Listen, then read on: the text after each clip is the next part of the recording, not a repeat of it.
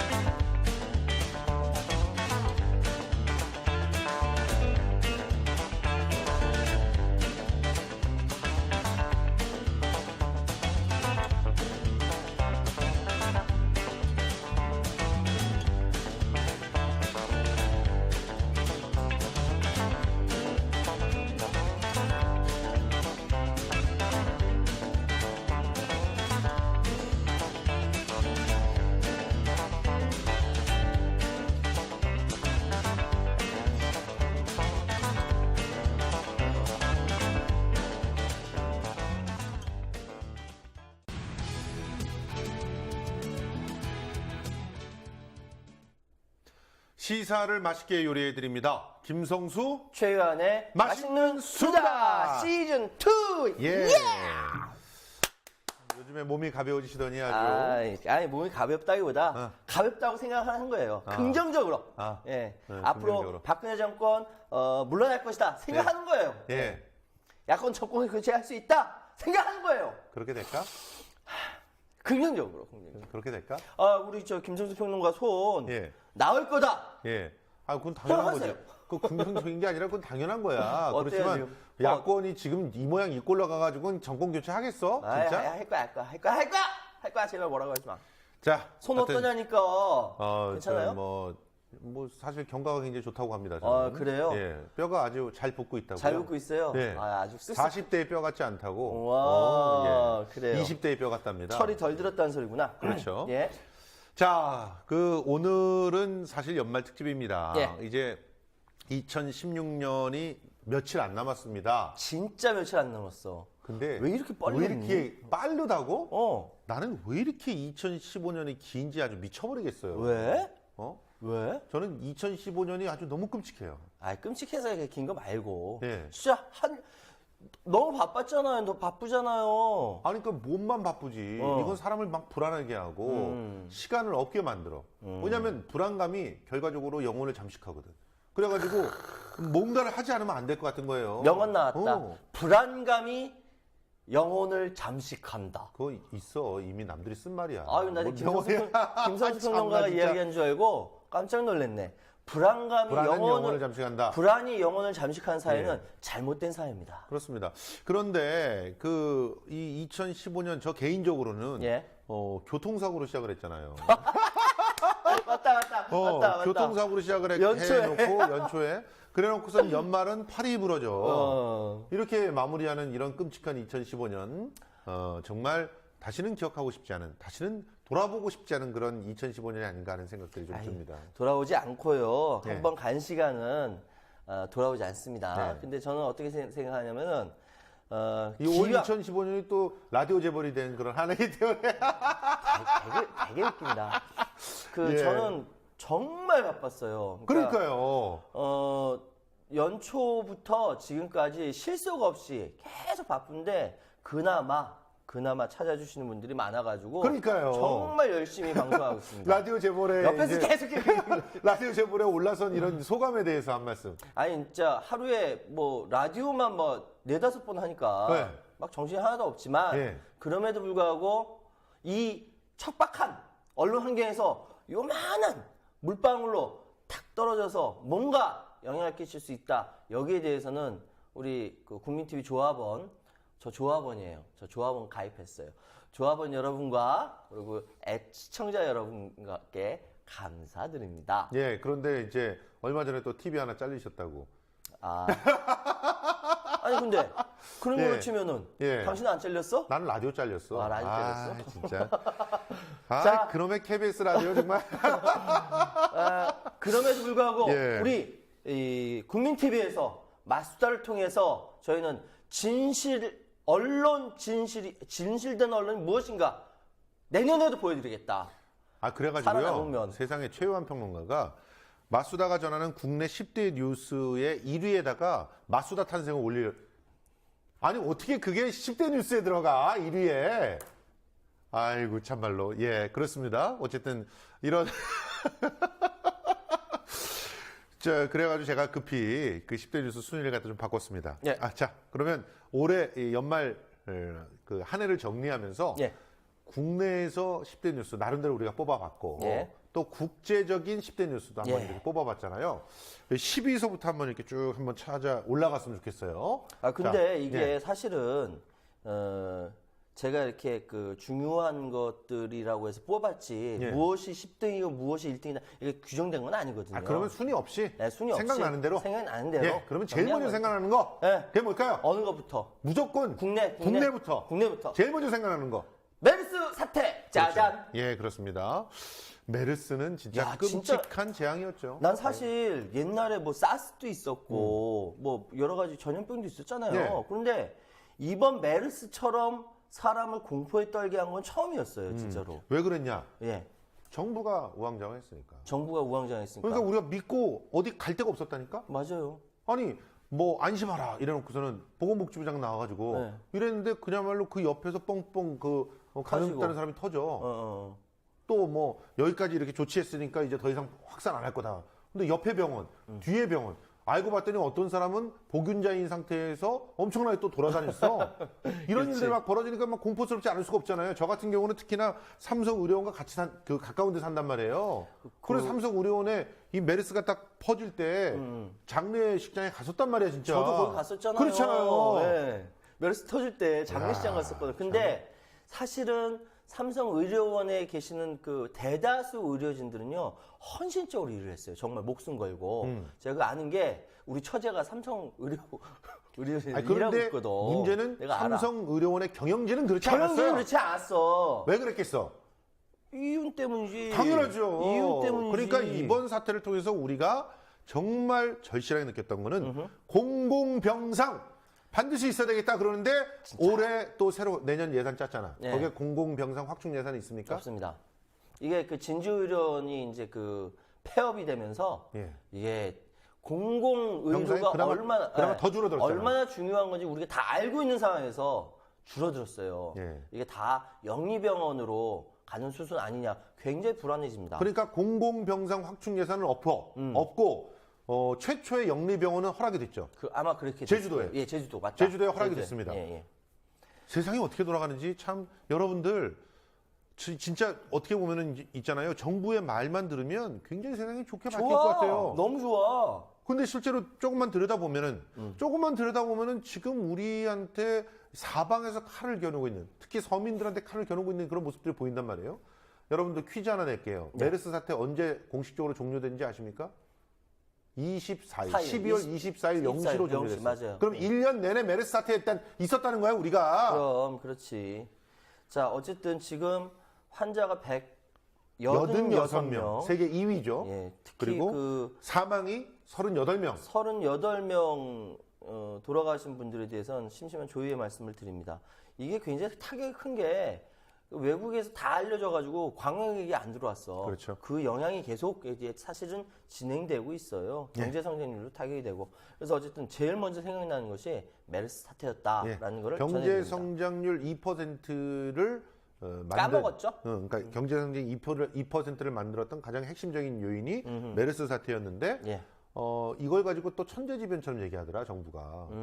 이건 진짜 문제다 사실은. 양심에 화해 맞은 거예요. 그러니까요. 네, 양심에 화해 맞은 이거 거예요. 자기네들 관리 못해가지고 말이야 성장률도 잘만 먹고 그랬는데 이제 와서 한다는 말이 메르스 사태와 같은 이런 천재지변과 같은 일들이 벌어졌음에도 불구하고 우리가 2%로 성장한 거는 대단한 기록이다. 야, 이런 뻔뻔스러운 말들을 네. 예, 뻔뻔하다, 넘어가겠습니다. 뻔뻔해. 자, 두 번째로 넘어갈게요. 예, 두 번째 뉴스 생각나는 거.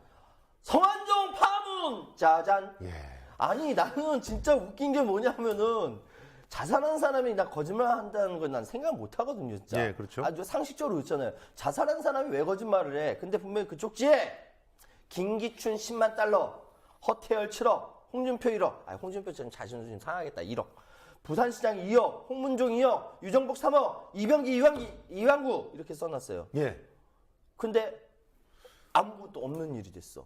아무것도 없는 일은 아니지. 지금 홍준표하고 이완구는 지금 재판 중이에요. 아, 근데 뭐 아직까지. 근데 나머지 사람들은 뭐야? 나머지 사람 아니. 김기춘, 허태열, 그다음에 부산시장, 그다음에 다. 홍문종, 유정복, 그러니까 다 이병기, 뭐야, 이거? 이 정권 하에서 이병기 비서실장이잖아요. 지금. 이 정권 하에서 가장 끝발 있는 사람들한테는 법이 제대로 작동하지 않는 거죠. 법이 있는 이유는 원래 있는 이유는 힘센 놈이 힘 약한 놈 막 주먹으로 팰까봐 야 법대로 법으로 보호하려고 있는 건데 거꾸로 법이 힘 있는 사람들 기득권을 지켜주는 거예요. 대한민국 이게. 그러니까. 이 말이 되는 겁니까 이게? 말이 안 된다고 전해라. 예.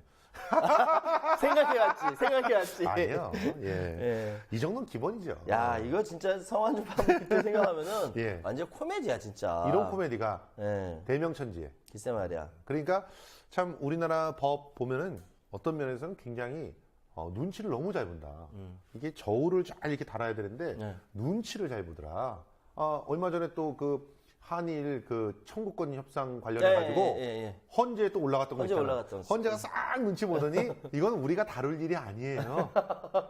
어쩜 표정도 저렇게. 각하시켰어. 예. 가까시켰어요. 이런 것들도 보면 야 눈치 많이 보더라. 예, 많이 그 전날 외교부의 윤병세 장관이 그랬거든요. 현명한 판단을 기대한다. 그러더니 정말 현명하게 시내를 준 거야. 각하. 예, 이런 연병 참. 그래. 연병. 에휴. 언제쯤 우리가 제대로 된 그 사법 체계와 그 힘 있는 그래서 정부를 감시하는 그런 사법부를 갖게 될까요? 뿌리부터 바꿔야 돼 사실. 이게 그 권력 그러니까 윗대가리 바꾼다고 해서 밑이 바뀌는 게 아니라 사법 개혁. 전체적으로 다 바꿔야 됩니다. 그래서 방금 말씀드렸던 그 김선생 평론가 얘기대로 사법 개혁이 필요하다.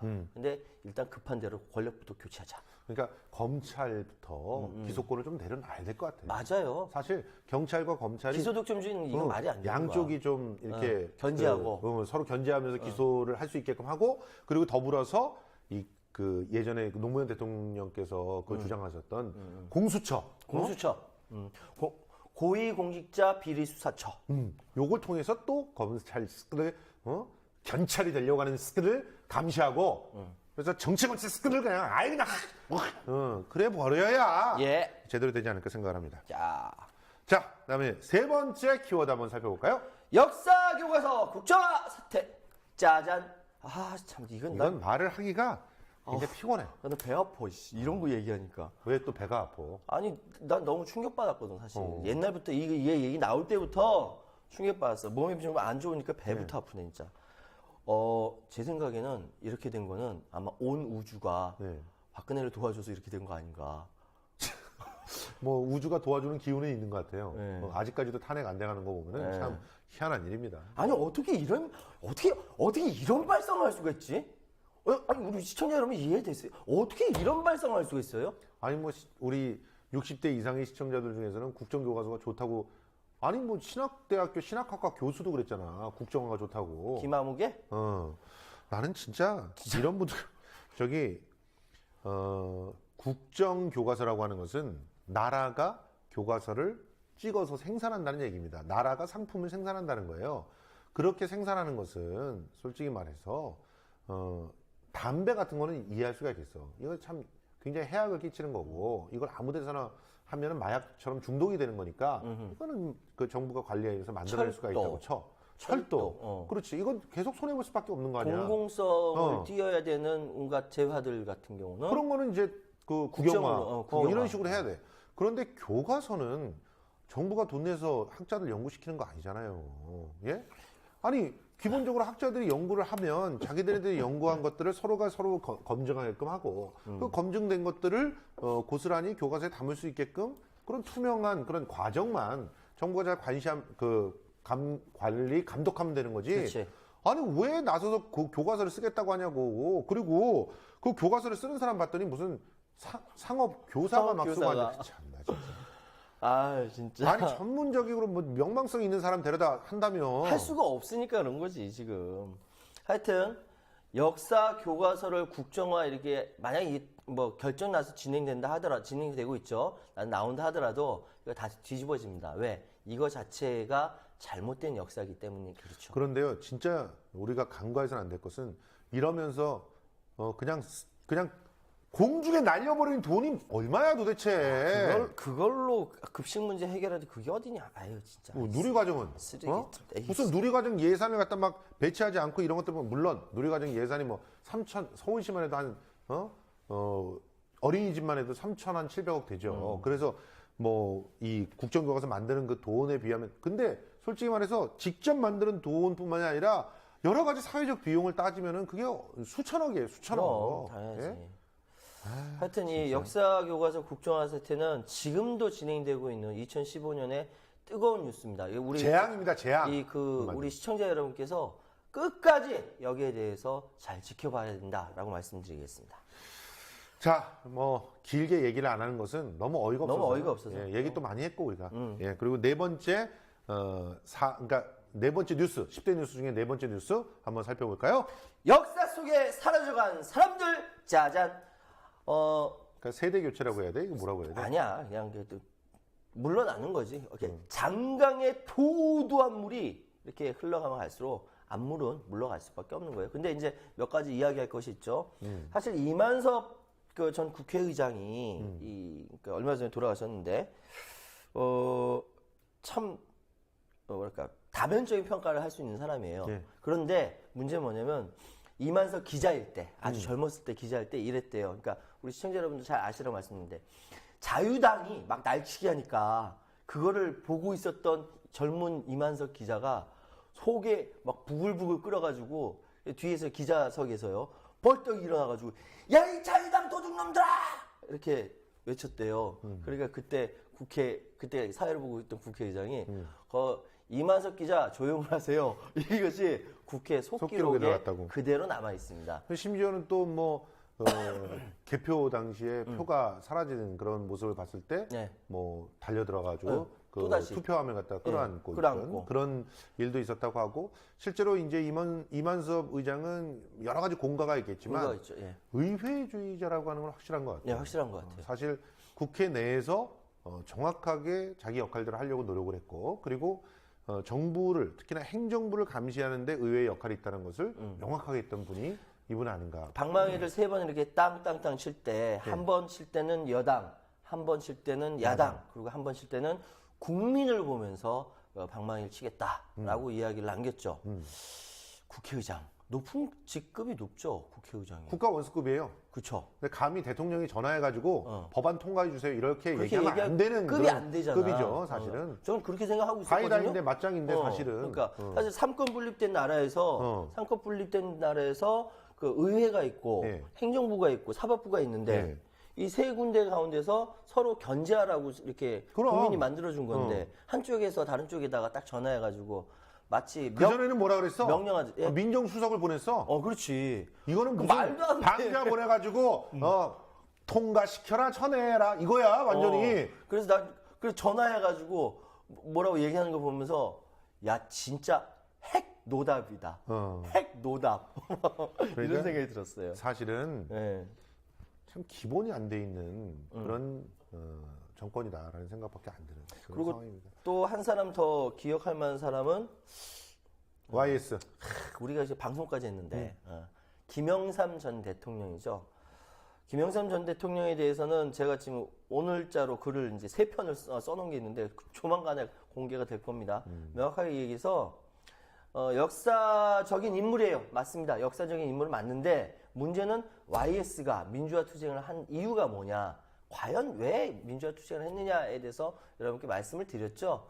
그 당시 정상적인 상황에서 권력을 잡을 수 없기 때문에 선택할 수밖에 없는 지점이 민주화 투쟁이었다. 결국 군부 독재 거기다 야합을 한 거 아니냐라고 말씀드렸죠. 어쨌든 이 모든 것들이 역사 속으로 사라졌어요. 그런데요. 예. 저는 그거는 이제 우리 최현 제 평론가의 평가예요. 개인적인 견해인데 네. 사실은 역사 안에서 네. 떠밀려서 민주화 운동을 했던 개인의 욕심으로 민주화 운동을 했던 결과적으로 민주화의 큰 어떤 흐름들을 장식했던 건 사실이고 그 공과에 대해서는 명확하게 해주는 것이 좋지 않을까 하는 생각이 듭니다. 네, 공과에 대해서 사실은 명확하게 이야기하죠. 뭐 저기 80년대 학생 운동하던 사람들도 다 좋아가지고 뭐 학생 운동만 한 사람들이 다 있는 건 아니에요. 네. 어쩌다 보니까 나는 맨 앞에 있었어요. 뭐 어쩌라고? 그렇게 시작할 수도 있는 거지. 그렇지. 어쩌다가 뒤로 빠질 수도 있는 거고. 그치? 예, 그렇습니다. 제가 키가 크다 보니까 네. 오늘 내 앞에 있는 거야. 맨 아니, 앞에. 거짓말하지 마. 무슨 키가 커서 아, 머리가 진짜요? 커서 그렇지. 아니, 다 어쨌든. 알지. 사람들이. 머리든 키든 세상에 어쨌든. 주변에 모이죠? 김성수 평론가만큼 머리가 큰 사람 못 봤어요. 저보다 고상만 씨 만났는데요. 고상만 씨보다 훨씬 더 크더라고요. 예, 알겠습니다. 자, 그 다음에 5번째 뉴스로 넘어가 보도록 하겠습니다. 예, 5번째. 연초부터 시끄러웠던 재벌 문제, 짜잔. 예. 연초에 어떤 일이 있었냐면 땅콩회항. 이건 재벌 문제 이렇게보다 그리고 한마디로 말해서 갑질. 갑질. 예. 그리고 갑질 논쟁 이렇게 얘기하시는 게 좋을 것 롯데 같습니다. 경영권 분쟁. 나 이걸로 방송 나 많이 했어. 그래서 롯데가 나 먹여 살린다고 얘기했었죠. 실제로 많이 먹여 살렸죠. 네, 그렇죠. 라디오 재벌이 되게 초석을 닦아주게 됐고. 그리고 롯데에 감사해야 돼. 아우 기가 막혀서 한편으로는 울고 웃었던 재벌 총수가 있죠. 예를 들어서 웃었던 총수는 최태원, 김승현 예. 빠져나왔어요. 예, 그렇습니다. 근데 강덕수까지 빠져나왔구나. 조성래 그리고 이재현 효성의 조성래 회장 그리고 이재현 CJ 회장 이 사람들 아직도 잘못을 했으니까 벌 받고 있는 거죠. 재벌 총수 문제로 생각하면은 진짜 여러 가지 할 얘기가 많아요. 그렇죠. 할 얘기가 많지만 뭐 지금 여기서 다 할 수는 없고 저는 오히려 갑질이라는 측면에 좀 더 초점을 맞춰서 올 한해를 좀 정리를 하고 싶은데 사실 제가 이렇게 장난삼아 했던 뭐뭐라고 전해라 이게 내가 은연중에 갑이 되고 싶어하는 그런 욕망들을 반영하고 있는 그런 문화 현상이에요. 그러니까 그만큼 한국이라는 사회가 갑과 을로 딱 구분이 돼 있고 갑은 아주 무한정 을을 갖다가 못 살게 그런 거야. 실제로 땅콩회항 사태 이게 사실 있을 수 없는 얘기잖아요. 그쵸. 비행기를 돌려서 이게 비행기가 무슨 자가용도 아니고 세계적인 토픽이 됐어요. 그러니까 예. 그걸 돌려가지고 갑질을 하잖아. 이뿐만이 아니에요. 뭐 우유 파는 놈들은 그치. 우유로 갑질하고 우유로 뭐, 월급을 줘. 세상에 무슨 뭐 김치 파는 사람은 김치로 갑질을 하고 예. 세상에 그냥 갑으로 가득 차 있는 거예요. 심지어는 자영업자들은 또 알바들 상대로 갑질을 했잖아. 그치. 알바 성추행하고 알바 월급 안 주고 그 갑질 문제가 얼마나 심각하게 사회를 들쑤셔 놨습니까? 근데 좀 더 깊이 생각할 것이 그 당했던 을이 또 다른 데 가서 갑질 또 하고 그런다? 이게 바로 우리 표창원 교수가 범죄 심리학적으로 얘기하면 예. 피해자가 가해자가 될 확률이 가장 높다. 그리고 내가 당했던 것들을 고스란히 되갚아준다. 그러니까 우리 한국 사회가 기본적으로 이렇게 너무 많이 당했어. 그래. 일제에 너무 많이 당했고 너무 많이 독재에 당했어. 너무 많이 당했어. 그러니까 어떻게든 내가 뭔가 독재를 하고 할 수 있는 데가 있으면 독재를 하는 거야 막. 그리고 어떻게든 그냥 착취할 수 있는 대상이 있으면 착취하려고 구는 거. 아, 슬프다. 이걸 끊어야 돼. 슬프다. 이게 빈곤의 악순환이에요. 정말. 아, 진짜 슬픈데. 그런 측면에서 이제 갑질 논쟁, 갑질이라고 하는 말은 내년도에는 다시는 나오지 않았으면. 안 나왔으면 좋겠어요. 그렇습니다. 얼마나 속이 상하겠어. 자, 그러면 갑질. 이제 6번째 뉴스로 가보겠는데요. 네, 6번째 뉴스는요. 이거는 근데 뉴스야? 이게 굉장히 이렇게 뭘 초점을 맞춰야 돼? 평가가 두 가지죠. 예. 자, 긴장 속 남북 관계 또는 해빙 무드 짜잔. 예. 뭐냐면 이번에 사실 DMZ 총격 사건이 있었잖아요. 근데 그거 누가 썼는지 아직 어디야 유엔이야 뭐야 저기 밝히지 않고 있잖아요. 예. 그리고 목함지뢰 사건 있잖아요. 아니, 총격 사건은 총소리는 났는데 탄피가 없다. 뭐 이런 식의 뭐 흔적이 없다. 아니, 그러니까 차큰이 없다. 뭐 이런 얘기들이 목함지뢰 나오고 있죠. 사건도 애매하고 네. 근데 다친 사람은 있어. 네. 이게 그래서 사실 그 DMZ 총격 사건이 있을 때 정말 전쟁 날 뻔했던 거 아닙니까? 서로 간에 계속 이렇게 그렇죠. 주고받고 그러면서 또 다시 남북 이산가족 상봉이 성사됐어. 성사됐고 그러니까 대한민국하고 그 조선민주주의 인민공화국은 이 관계가 되게 애매모호해. 이 집권층은 적대적 공생관계 같아요. 맞아. 그러니까. 어. 정확한 말이에요. 적대적 공생관계. 음. 서로가 있기 때문에 이 정권을 유지할 수 있어. 솔직히 말해서 야 종북 좌파 이거 얘기 못하면 이 정권이 있겠냐 이 정권이 이 정권이 편을 받겠어? 정말 내가 종북좌파 덕분에 살아남는 박근혜 정권이야? 얼마나 능력이 없으면 종북 때문에 살아남냐 북 때문에. 자 언론 환경에 대해서 얘기하지 않을 수가 없네요. 일곱 번째, 개판? 여전히 개판인 언론 환경, 짜잔. 그러니까 옛날엔 개판 5분 전이라 그랬는데 이제는 개판이야. 개판이야. 5분 전도 아니야. 나 제일 깬 게 네. 저번에 황태선 평론가. 황태순? 황태선 평론가 나와가지고 위수령. 아직도 그 얘기했던 게 아직도 기억나는데 여전히 잘 나가고 계시대. 태선 선배 좋겠다. 사실은 이 지금 총선 때문에 예. 예비 후보로 등록한 사람들이 대거 대거. 방송에서 빠지잖아요. 빠졌죠. 이철희 선배도 지금 그 썰전에서 내려온다 그러고 이준석 씨도 썰전에서 내려옵니다. 일단 썰전에 두 자리가 다 비어요. 그리고 또 뭐 그 외에도 온갖 대담에서 예. 예를 들어서 혁혁한 활약을 했던 김경진 선배 같은 분도 광주에서 지금 출마 준비를 하고 계시기 때문에 자주 출연할 수가 없어요. 근데 거기를 출연하셔야지 왜 여기에서 계십니까? 거의 저 최영일 선배는 갑자기 또 일이 늘었다대 그쪽이. 나는 잘렸는데? 그러니까 나는 그냥이야.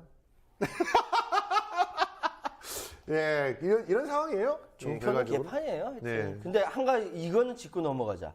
인터넷 신문 등록강 아시죠? 예. 자, 인터넷 언론사인데 5명, 5명의 정규 직원이 있어야 돼.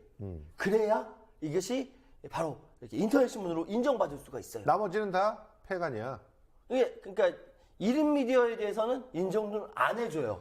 이게 뭔 거지 같은 비창조 경제적 발상이냐? 아니, 전 세계적으로, 야, 1인 미디어, 1인 방송 시대인데, 무슨 소리야? 지금 어떻게 보면 등록을 갖다가 좀 더 완화시켜주고 그냥 신고만 하게끔 하고 그럼. 차라리 나중에 봐가지고, 사이비 언론 갖고, 깽판 치고 이런 놈들은 강화해서 처벌을 해야지. 이게 뭐 하는 짓이야? 그러니까 대다수의 영세한 인터넷 그 신문들이 하도 정권이 어이가 없이 개판이니까 비판을 하거든요. 그런 걸 틀어막겠다는 거예요. 아니, 사실 지금 MCN의 시대입니다. 그게 뭐냐? MCN? 예. M, 그- C, N. 그러니까 멀티 커뮤니케이션 네트워크. 예, 그렇게 해가지고 이 멀티 커뮤니케이션이라고 그치? 하는 게 뭐냐면 실제로는 각자는 다 1인이야. 1인인데 여기가 네트워크가 되면서 커뮤니케이션을 갖다가 담당할 수 있는 그런 일종의 방송국이 된다는 개념이거든. 그렇죠. 예. 그래서 MCN들을 갖다가 어떻게 살 거냐, MCN을 어떻게 조직할 거냐 이런 것들이 화두인데 개별적인 1인들은 다 1인 미디어들이거든. 그렇죠, 맞죠. 근데 이 1인 미디어들한테 이제 사업을 못하게 하면은 어떻게 하자는 거야? 이게 창조 경제 아니에요? 이게 진짜 창조 경제 아니에요? 창조 경제를 도대체 뭘로 하는지 모르겠어. MCN 같은, 그러니까 사실은 우리 시청자 여러분들 잘 아시는 1인 미디어의 대한민국 최고의 1인 미디어 아이엠 피터라고 있습니다. 예. 정치 블로거로 굉장히 유명하죠. 그렇죠. 그러니까 아이엠 피터의 글이 막 하루에도 이렇게 뭐랄까 이렇게 한 번 제대로 나오면 막 수백만 건씩 사람들이 읽고 있을 정도로 굉장히 영향력 있는 이 피터인데 아이엠 피터가 요즘 힘들어해요. 왜 힘들어하냐면은 어디 가서 취재할래도 뭐 당신 뭐야? 뭐 근거를 대라 이거지. 저 아이엠 피터인데요. 해서 먹힌 경우도 있지만 그렇지 않은 경우가 굉장히 많다는 거죠. 그런데 그 자체가 창조 경제인 것을 창조 경제를 외친 이 정부가 몰라. 아이 답답해. 창조 경제의 실체에 대해서 서울 경제학상을 받은 한 학자가 예. 한마디로 정리를 했다고 합니다. 불쉣. 불쉣. 아우 재밌다. 이거 재밌어 해야 되는 거야. 참 슬픈 거야. 슬픈 거야. 아이 그러니까 겉으로 이렇게 재밌어 예. 하는 거지. 아무튼 자, 그다음에 여덟 번째 여덟 번째. 힘들어진 서민 경제. 한중 FTA 타결 및 비준 짜잔. 사실은 지금 전월세 난이 어마어마하게 심각해요. 예. 전세가 이제 거의 다 없어졌어요. 다 이제 월세로 넘어가는 추세예요. 그 이유는 뭐냐면 사상 최저 금리 때문이야. 예. 집주인들이 그러니까 그 목돈을 뭐 이렇게 한 것이 아니라 그냥 따박따박 들어오는 월세가 좋은 거예요. 그러니까 전세가 없어져. 금리가 낮아지니까 어떤 현상이 벌어지냐면 전세를 목돈으로 활용하려고 하는 사람들이 없어지고 차라리 그걸 월세로 받기를 원하고 그리고 또 돈을 조금만 빌리면 차라리 집을 살 수 있으니까 그러니까. 전세 갖고 서름 받느니 차라리 그냥 집 사자. 집 산다. 이런 사람들이 생겨나는 거고. 그러다 보니까 가계부채가 사상 최고예요. 그렇죠. 아직 나오진 않았는데 9월 기준으로 가계부채가 1166조, 지금은 1200조가 됐을 거라고 예상을 합니다. 그렇죠. 이 가계부채가 무서운 건 뭐냐면은, 그러니까 만약에 소득이 늘어나거나 자산이 좀 늘어나면은 가계부채가 늘어나도 상관없어요. 그런데 문제는 뭐냐면 지금 소득이 늘어난다는 그것이 없거든. 이 없는 상태에서 부채가 늘어나면 뭡니까? 파산이야. 사실은 지금 노동계약 5호법이 통과되면 소득은 더 줄어듭니다. 전체 소득이 줄어들 수밖에 없어요. 가처분 소득도 결과적으로 줄어들 수밖에 없어. 예. 그러면 파산이 앞당겨집니다. 그러니까 지금 이 정부가 도대체 난 뭘 꿈꾸는지 모르겠어요.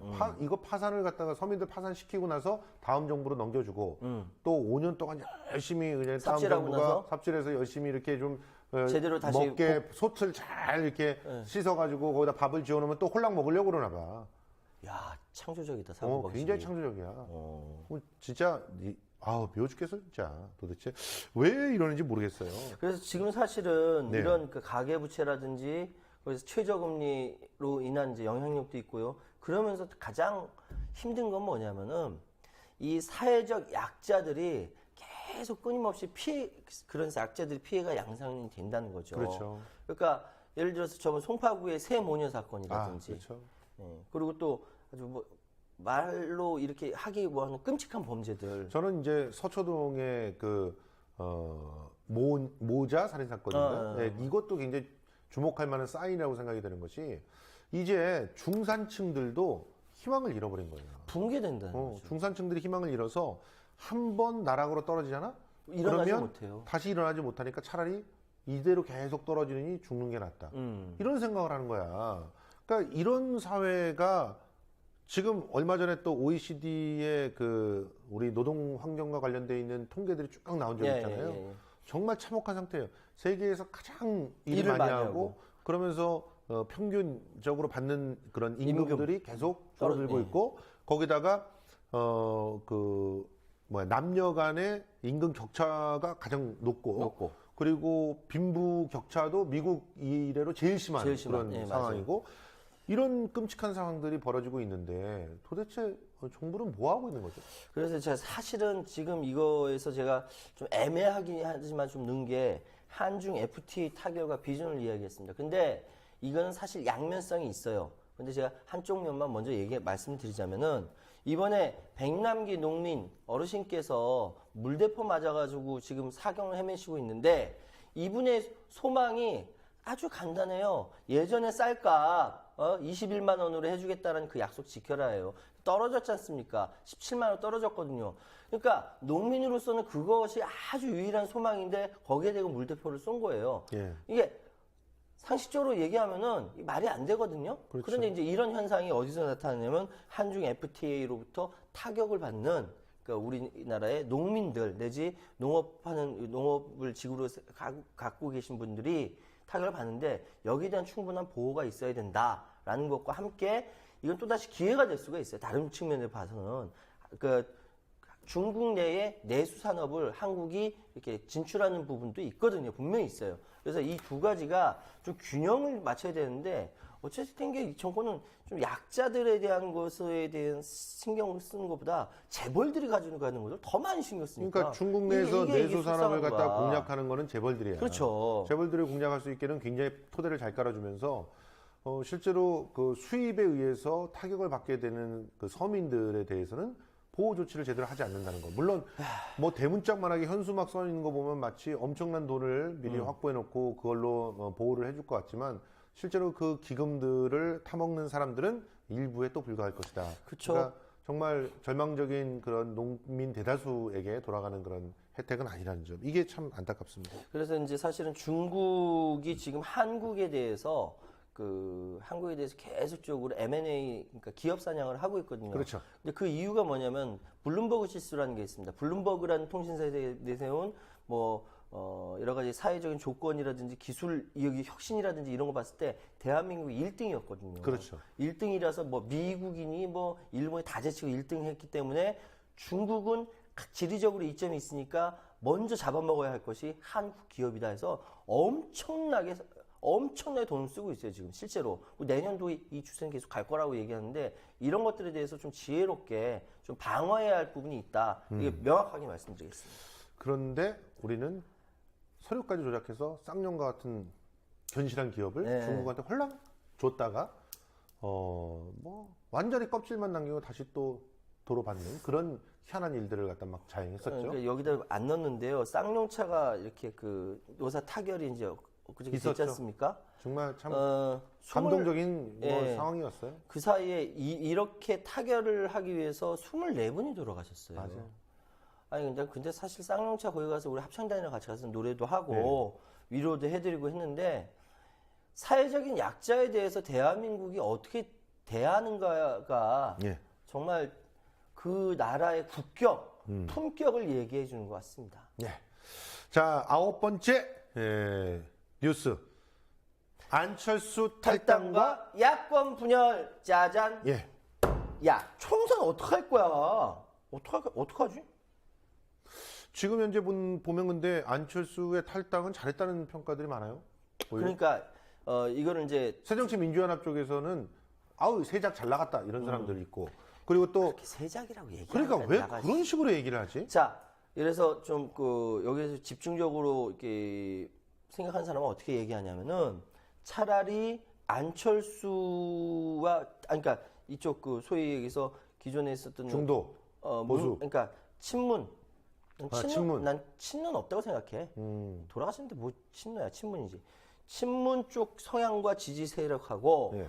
안철수를 지지하는 그 세력과 지지하는 사람과 정체성이라든지 세력이 달라요. 예. 다른데 화학적으로 결합 못하고 기계적으로 결합했을 때 깨진 거거든. 차라리 지금 갈라져서 각자의 영역을 확대시키고 이것이 결국 그 총선에 서로 부딪히는 부분만 조정을 하고 나서 더 넓은 큰 차원에서 빅텐트가 이루어져야 된다라고 이야기하는 사람도 있어요. 아니 저는 그런 입장이에요. 예, 예. 그러니까 제가 지금 이미 깨진 거 뭐 자꾸 얘기하고 또 합하자 이래봤자 죽은 자실 그렇지. 뭐 만지는 거고 실제로는 지금 자기 영역 내에서 계속 혁신을 해가지고 정말 내가 수권 세력이다, 내가 대안이다라고 하는 걸 입증하기 위해서 국민들에게 계속 어필을 해야 돼요. 그러다 보면은 새누리당과 친일파 반민족 세력의 그 밑에서 뭐라도 하나 해먹으려고 하는 사람들이 그 사람들이 와야 됩니다. 그 사람들이 실제로 우리가 어떤 사람을 심판해야 되는지를 좀 생각을 해보세요. 우리가 안철수를 심판할 겁니까? 우리가 문재인을 심판할 거예요? 제발 그렇게 싸우지 좀 마시고요. 우리가 심판해야 될 세력은 친일, 반민족 세력 아니에요. 맞아요. 진짜 미국 간첩들, 일본 간첩들 이런 사람들을 심판해야 되잖아. 진짜 있어요. 네, 없는 것 같아? 두드러 빽빽이에요. 진짜 그런 사람들을 심판하기 위해서 어떻게 해야 돼요? 일단 정권을 바꿔야 될 거 아닙니까? 맞아요. 답답합니다, 정말. 하여튼 제발 서로 세작이니 뭐니 이런 얘기 하지 말고 진짜 그렇게 얘기하면 더럽고 치사하잖아. 이게 뭐니? 진짜 세작들은 지금 표현의 자유를 달라고 외쳐요. 와 깼어. 야, 국정원 야, 좌익 교수께서 망치부인 재판에 좌익 교수가 나와가지고 표현의 자유를 내라 가림막이 하고 나서. 야, 근데 진짜 이렇게 창조적일 수가 있어? you win. 근데 진짜. 표현의 자유라고 하기에는 그 말한 것들이 너무 말이 같지 않아? 안 되잖아. 12~13살짜리한테 뭐 대조도 안 먹는 이따위 얘기를 하고 있는 진짜. 그런 X들이 그냥 그게 무슨- 표현의 자유냐? 그게 무슨 그거 범죄야? 그건 범죄! 이런 말도 안 되는 소리 하고 있어. 좌익 교수는 과연 열심히 시험 봐가지고 국정원에 합격한 건가? 뭐 거의 사이코패스 같아 나는 진짜 말도 안 돼. 그리고 덧붙여서 우리 꼭 얘기를 해야 돼. 뭐 10대 뉴스에 꼽히지 못했다라고 하는 것이 너무 가슴 아픈데 세월호 청문회. 세월호 청문회. 이게 이제 단일 사건으로는 참 큰 뉴스는 아니었는데 세월호 청문회를 보면서 진짜 이래도 될까 싶을 정도의 그런 사이코패스들을 갖다 많이 봤지 않습니까? 또 눈물 날라 그러네. 세상에 애들이 철없어서 안 내왔고 머리 좋은 사람은 다 빠져나왔다 그러고 그리고 왜 내가 하지 않은 것만 물어봅니까? 이게 말이 됩니까? 내가 했던 것도 있습니다. 그래서 뭘 했냐? 보고서 쓰고 있었대. 애들이 눈앞에서 수장돼 가는데 보고서 쓰고 있는 게 해경으로서 할 일이냐? 그래놓고선 무슨 어디다 대고 지금 근데 알고 봤더니 그 문건이 또 돌았어. 비밀 문건이 돌았어. 서로 말 맞춤. 말 맞춘 거. 참 내가 미국은 굉장히 별로 좋아하지 않는 나라인데 미국 청문회를 보세요. 9.11 테러 이걸 또 뭐 9.11 청문회하고 한번 이렇게 단순 비교하기는 어려운 것이지만 네, 어렵죠. 그래도 청문회가 정보를 공개하기 위한 자리잖아요. 그럼 최소한 그 자리에서 위증하고 그냥 그렇게 입 나불내는 사람들은 전부 다 사법 처리를 해야 되지 않겠습니까? 그럴 수 있는 힘은 있어야 되지 않겠습니까? 그 청문회를 갖다 준비하는 대상이. 수사권과 기소권이 없는데 어떻게 해요? 그러니까요. 이렇게 될 줄 알았어. 그럼요. 그래서 사실은 이번에 아이들이 나이로 따지면 이번에 졸업을 하거든요. 수능 봤잖아, 다. 수능 볼 애들. 아이들이 이번에 졸업을 우리 참 하여튼 졸업 어떻게 할지 모르겠네. 일단 아. 많은 아직까지 남아있는 문제들이 있는데 이런 문제들을 우리가 함께 느끼면서 끝까지 연대의 손을 놓지 않으면서 아직까지 우리들한테 세월호는 끝난 상황이 아니기 때문에 이 유족들과 함께 이 문제를 끝까지 붙들고 가야 되지 않을까 생각을 합니다. 10번째 마수다 탄생 짜잔 우하하하하하. 자, 마수다가 전하는 국제 10대 뉴스 정리해보겠습니다. 우리 아까 대기업 빅딜하고 얘기하기로 했잖아. 대기업 빅딜 빼자.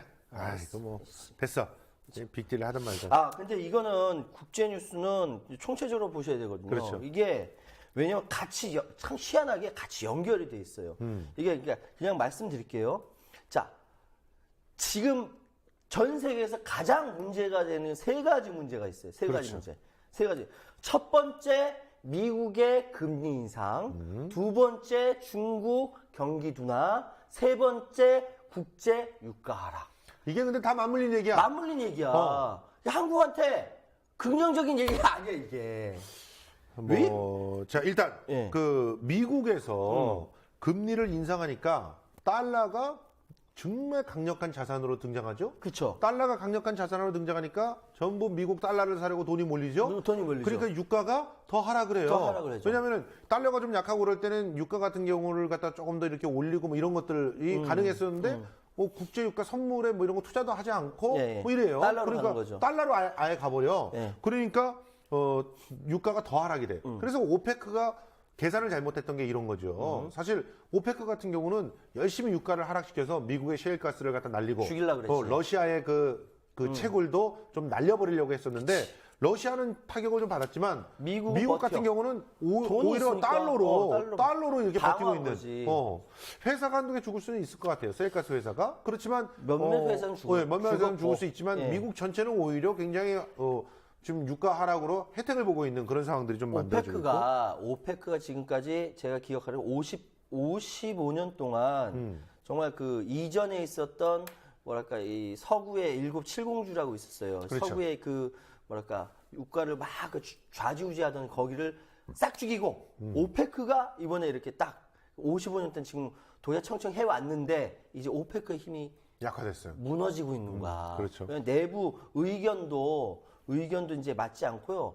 이번에 석유 생산량 감산을 합의하기 위해서 회의를 했는데 이게 서로 안 맞는 거야. 서로 악의가 안 맞는 거야. 량도 정하지 못하고. 더군다나 이란이 이번에 그 핵 문제 타결이 되면서 그렇죠. 새로 이란이 석유를 생산해내잖아요. 지금까지 이란이 생산하는 거는 뭐 사실은 사지도 않았지. 그러니까 4대 산유국이기 때문에. 그렇죠. 근데 그 석유 생산 이거 판로가 안 돼 있었으니까 그렇죠. 이게 영향을 못 경제 미치고 제재를 있었는데 받았으니까, 옛날에. 이번에 판로가 새로 그러니까 이 핵 문제가 해결이 되면서 경제 제재가 풀려.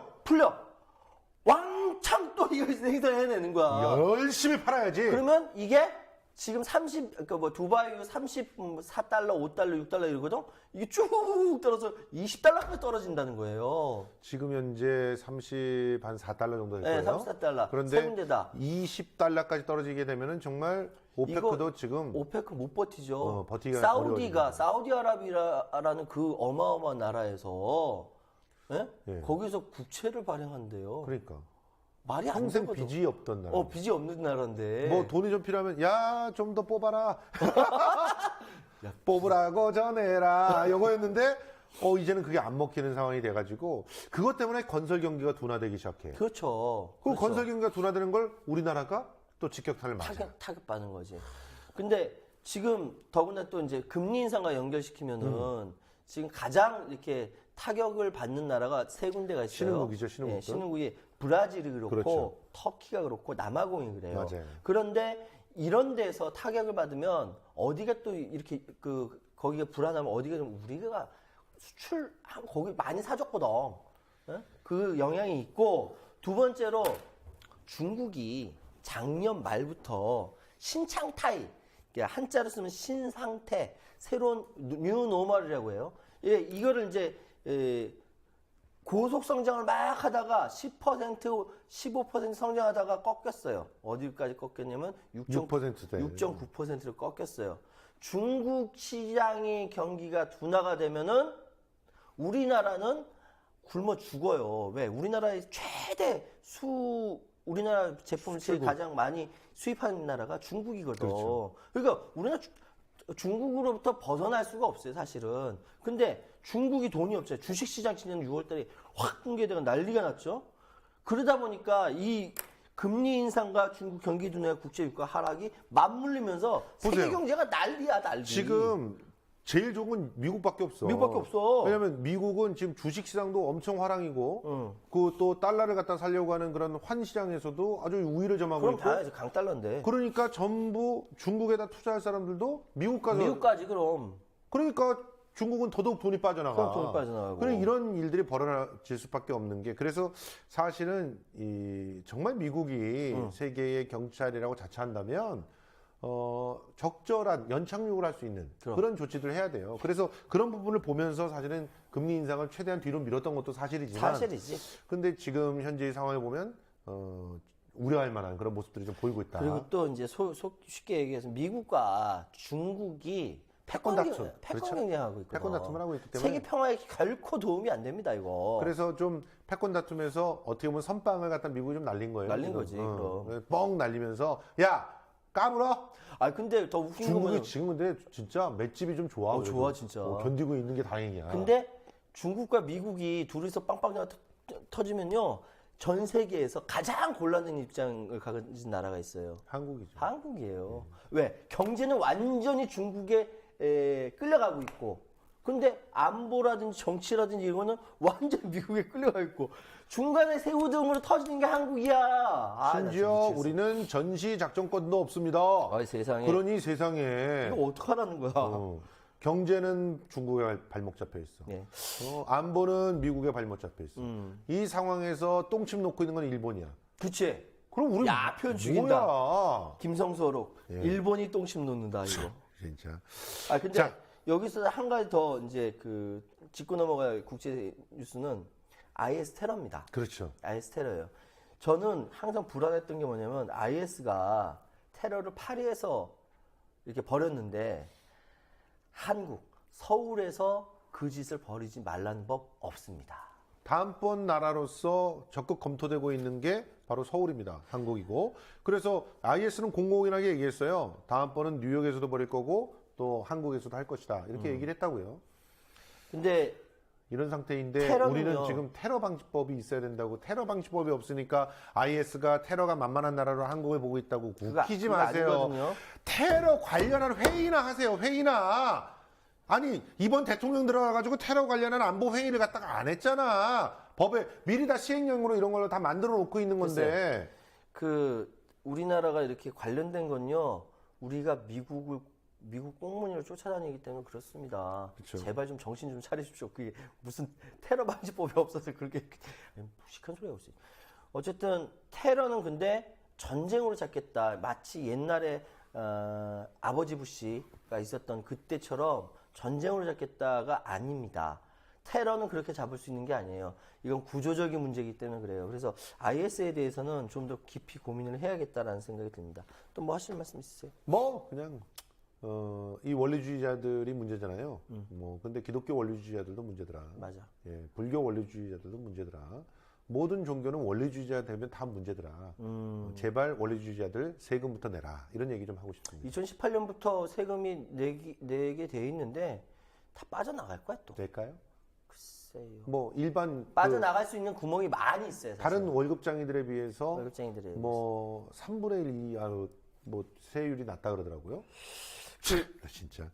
어이가 제가 없어. 그리고 또 한 가지 이란이 지금 13년 만에 이란 핵 협상이 타결이 됐거든요. 예. 그럼 다음 타겟이 어디냐? 북한입니다. 그렇죠. 그래서 저는 2016년에 긍정적인 소망으로 한 가지 말씀드릴게요. 2016년에 북한 핵 문제가 타결이 돼서 한반도에 평화가 이루어졌으면 좋겠습니다. 우리가 미국과 북한이 이 핵협상을 타결하는 자리에 없게 된다면 우리는 호구가 됩니다. 완전히. 호구. 완전히 진짜 호구가 호구가 됩니다. 됩니다. 왜냐하면 북한이 그다음부터는 한국이랑 협상을 하지 않을 거예요. 이야기할 필요가 없는 거지. 예. 그리고 미국도 한국을 끼워주지 않을 거예요. 왜냐하면 북한하고 다이렉트로 뭔가 다 오가게 되니까. 이렇게 되면 우리는 통일에 있어서의 주도권도 완전 상실하게 되고 예. 실제로는 미국이 겁나 북한을 갖다가 막 투자도 하고 막 이렇게 들어가면서 알짜를 쏙쏙 빼먹을 때 우리는 손가락만 빨고 그렇지, 있다가 손가락 빨고 기껏해야 개성공단 얘기는 하고 있을 겁니까? 우리 분명히 얘기했잖아. 예. 한국이 정말 경제를 6% 7%대로 올릴 수 있는 방법. 곳이 있어요. 네, 맞아요. 북한을 잡아야 돼. 북한을 북한을 맞아요. 이렇게 얘기를 해도 못 진짜 알아들어. 자기 정권만 그냥 하려고 그래. 나라 국민 없어. 안중이 없다니까 안중이 없어. 이분들이 한반도 평화 이런 거 생각 안 해. 안중이 없어. 더 중요한 게 내년 총선이야. 자, 이런 정권을 만들었다 젠장. 그 외에 사실은 여기에 못 들어갔는데 정말 뉴스가 사실 되돌아보니까 뉴스 진짜 많더라. 예. 정말 근데 많다. 이건 꼭 얘기해야 돼. 뭐? 그 파리 기후 협약. 파리 기후 협약. 18년 만에 파리 기후 협약이 체결이 됐는데 여기서 우리나라 대통령께서는 또 남들은 다 파란색을 입고 있는데 혼자서만 빨간색을 입고 가셔서 세계가 불타고 있다. 지구가 따뜻하다라고 하는 걸 그렇게 강조하고 싶으셨는지 그렇게 타고 가서 우리는 여전히 불태우겠다는 얘기인가? 아니 뭐 우리나라 사실 기후 협약에서 존재감이 없었죠. 빨간색으로 존재감은 과시했어요. 왜 갑자기 나 아무개 씨가 거기 나가가지고 이렇게 이상한 연설을 했는지 난 이해가 잘 안 되고. 그렇죠. 예. 근데 어쨌든 지금 그 파리 기후 협약 때문에 이후에 이산화탄소의 감축이 이미 세계적인 추세가 돼버렸고 예. 이제는 미국과 중국도 들어왔어요. 이 두 나라가 합해가지고 무려 세계 이산화탄소의 42%를 만들어내고 있는데 이 두 나라가 같이 감축하기로 약속을 그렇죠. 했으니까 결정을 했죠. 예. 이제는 뭐가 바뀌겠습니까? 트렌드가 완전히 바뀌어요. 이산화탄소 생산해내는 차 이런 차 이제는 팔 수도 없는 시대가 와요. 구조가 바뀌고 있는 예, 거죠. 그리고 예. 우리가 이산화탄소를 계속 때우면서 전기를 발전하고 이런 것들도 이제는 더군다나 원자력은 이미 퇴출되는 추세잖아. 그러면 우리가 어떻게 친환경 에너지를 갖다 만들어낼 것인가 준비를 했어야 되는데 아무 준비도 안 했어. 도대체 어쩌려고 이러는지 모르겠어요. 뭐가 창조 경제인지 좀 똥오줌이나 좀 가려가면서 좀 준비를 했으면 좋겠어요. 진짜 창조 경제라는 게 이런 거야. 선도적으로 전기차 만들고 수소 연지차 만들고 예. 그리고 정말 친환경적인 발전소 막 지어주고 이런 것들이라고요. 있는 원전이나 어떻게 폐쇄를 했으면 좋겠다. 저는 그 원불교 쪽에서 네. 참신한 아이디어를 낸 게 하나 있어요. 저는 그거 굉장히 괜찮다고 생각하는데 우리나라의 그 발전의 시스템을 예. 중소규모 발전 중심으로 바꾸는 거야. 그러면서 대규모가 아니라 그러면서 종교 시설들 있잖아. 다. 예. 그 종교 시설들에 대규모 태양광 발전소를 설치를 하는 거야. 야. 그러면 교회면 교회, 절이면 절, 법당이면 법당 이런 데다 설치를 해. 그래서 거기에서 이제 전기들을 주변에 마을 그 커뮤니티가 받아가게 하는 거야. 이렇게 되면 마을에 발전소가 하나씩 있는 거야. 하나씩 있는 거지. 그게 종교 그 시설이 돼. 교회는 엄청 많은데 뭐. 그러니까 그렇게 되면은 종교 시설이 주변의 지역에게 공헌을 할 수 있게 만들 수 있잖아. 오케이. 그리고 주변 사람들은 전기를 최소한 뭐 좀 많이 쓰는 사람은 그것에서 받는 것만으로 다 되지는 않겠지만 거기서 이렇게 그 전기를 나눠 받으면서 전기세를 낮출 수가 있어. 그치. 그리고 그렇게 되면서 친환경 에너지들이 좀 더 우리 주변으로 들어올 수 있어. 오케이. 이렇게 되면 이산화탄소도 줄어들어. 좋네. 그래, 이런 정책들을 좀 해보라고. 이야, 아이디어 좋은데? 그런 정책들 좀 해보라고. 하여튼 저희가 이렇게 시간이 한참 됐는데요. 여기에 못 들어간 정말 많은 뉴스들이 있었어요. 이거는 얘기해야 되지 않냐? 정말 미얀마 총선? 미얀마 총선과 더불어서 왜 그 유럽과 캐나다 이런 나라에서는 40대의 젊은 그것도 정치인들이? 중도 좌 이상의 뭐 심지어는 좌파 이런 사람들이 계속 정권을 잡을까? 왜 정권을 잡고 있다고 생각하십니까? 거기 보니까 정치인들 나오는 사람들 보니까 다 섹시하더라. 여보세요. 지금 그 얘기하자는 게 아니잖아. 섹시하고 잘생겨가지고 그런 게 아니잖아. 네, 그런 게 그런 아니에요. 면도 있겠지만 실제로 그 신자유주의의 사망 선언이 아닌가 그런 생각이 듭니다. 실제로 미얀마까지도 이렇게 군부에서부터 어떻게 보면 약간은 이 수치 여사 같은 경우는 미국에 가깝긴 하지만 그래도 진짜 그 정책 노선들을 보면은 중도 좌쪽에 좀 가까운 그런 노선들이 있는데 기본적으로 민주주의자고요. 그런데 이런 쪽에서 정권들을 다 잡아가고 있는 것은 세계가 전반적으로 나눔과 공존 중심으로 바뀌고 있다. 이런 트렌드에 우리는 지금 뭐 하고 있냐? 박근혜 정권이다. 예. 다음번 정권이 김무성 정권이 되면 국제 끔찍하다. 왕따가 될 것 같은데요. 국제 왕따가? 끔찍하다. 예, 참 이런 얘기입니다. 아유, 이거 아직 각각 사실 10개씩 준비했고요. 뭐 여기 들어가지 못한 한 몇 개, 한 15개 정도 또 있습니다. 이 뉴스를 쫙 보면서 지난 1년 한번 이렇게 생각해 보니까 파란만장했고요. 예. 참 그 다사다난했고요. 정말 뒤죽박죽이었고요. 가슴 아픈 일도 많았고요. 그랬습니다. 그런데 어쨌든 시간을 되돌릴 수는 없는 거지 않습니까? 새로 2015년이 이렇게 간다 하더라도 다가오는 2016 병신년에는 표현이 참 이상해. 2016 병신년에는 우리 그 시청자 여러분도 그렇고 우리 두 사람도 그렇고 모두 다 진짜 다사다난하지만 예측 가능한 사회에서 안전하게 열심히 방송하고 열심히 일을 잘했으면 좋겠어요. 소원입니다. 예. 사실 그 새해에 그 교수신문이 선정한 사자성어를 보면서 야 그래도 교수 사회가 살아있긴 하는구나.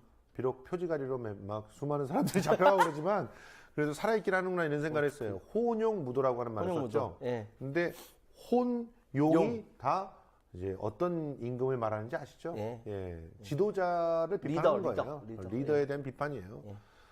혼용한 지도자들 밑에서 무도한 사회가 있었다. 무한도전이 아닙니다. 도가 없는 어두컴컴하고 길을 찾을 수 없는 그런 그 상황에 놓여 있었다. 이런 얘기인데 진짜 2016년에는 길을 찾았으면 좋겠어요. 예. 야권에서 그런 빛을 좀 보여줘야 되지 않겠습니까? 아니 이 혼용무도한 그런 상황에 더 혼용무도하게 지금 싸움박질을 하고 있으면 어떻게 합니까 지금? 아유, 뭐 아까 얘기했잖아요. 넘어가. 답답합니다. 자, 올해 2015년 마수다 이렇게 이걸로 이제 마무리가 되는 거죠. 예. 진짜 그동안 봐주시느라고 고생 많으셨습니다. 저희들이 너무 흥분하기도 하고, 흥분하기도 하고. 소리 지르기도 하고 어떻게 보면 방송에 어울리지 않는 그런 표현들로서 여러분들을 좀 곤혹스럽게 했던 적도 있는 것 같은데 약속도 안 지키고. 다 이제 용서해 주시고요. 예, 사실 뭐 이렇게 우리가 그 볼만한 비주얼은 아니지만 특히 뭐 최유한 평론가 보면서 굉장히 괴로우셨겠지만 그래도 내년에도 또 이쁘게 성장할 테니까 사실 최 평론가 열심히 살 빼고 있어요. 네. 좀 이쁘게 보이려고 살 빼고 있으니까 내년에도 우리 마수다를 지금처럼 사랑해 주시길 부탁드립니다. 내년에도 그러면 여러분 또 만나 뵙도록 하겠습니다. 고맙습니다. 감사합니다.